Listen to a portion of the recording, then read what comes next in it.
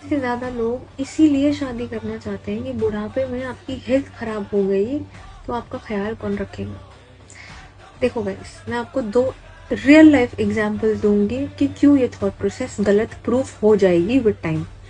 पहला client case मेरे पास, एक लेडी आई थी जिसके हस्बैंड ने उसको शादी के बाद घर से बाहर निकाल दिया था ये बोल के कि तुम बीमार हो, तो जब तक तुम्हारी बीमारी ठीक नहीं हो जाती तब तक तुम घर पे वापस नहीं आना, और घर पे वापस आने के बाद मुझे तुम्हारे मुंह से ये नहीं सुनना है कि तुम्हें यहाँ दुख हो रहा है, तुम्हें दर्द हो रहा है, तुम्हें कुछ हो रहा है।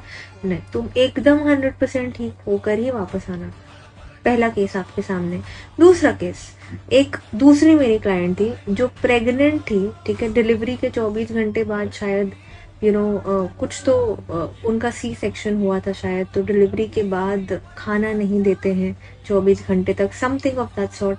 एंड उनकी जो इन लॉ थी, राइट, मदर इन लॉ, वो सबके लिए खाना लेकर आई थी, मतलब जहाँ जो भी लोग उनके साथ हॉस्पिटल में रुके थे, लेकिन उनके लिए खाना नहीं लेकर आई थी।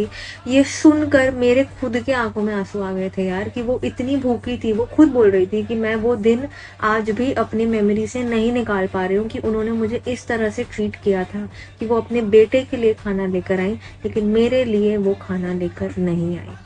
अब आप मुझे बताओ कि कौन सी बीमारी की हालत में कौन सा इंसान आपका सपोर्ट बन के खड़ा है। जब तक प्रभु का हाथ आपके सर पर है, कोई ना कोई मीडियम, कोई ना कोई स्ट्रेंजर के द्वारा आप तक हेल्प पहुंच जाएगी। उसके लिए आपको ये सोचने की जरूरत नहीं है कि अगर मेरी कल को शादी नहीं हुई तो मेरा ख्याल कौन रखेगा। प्लीज अंडरस्टैंड, एक स्ट्रेंजर भी आपकी हेल्प करके जा सकता है जब तक प्रभु कृपा हो तो।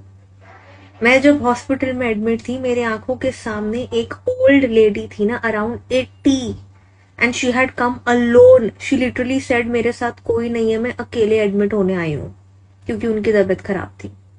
इतना सेल्फ इंडिपेंडेंट बनो भाई, ये दुनिया ना आपको काट खाएगी, वरना इतना अगर आप लोगों पर डिपेंडेंट रहोगे ना, और यही आपको प्रभु सिखाना चाहते हैं, सबसे ज्यादा डिपेंडेंट अपने प्रभु पर रहो यार।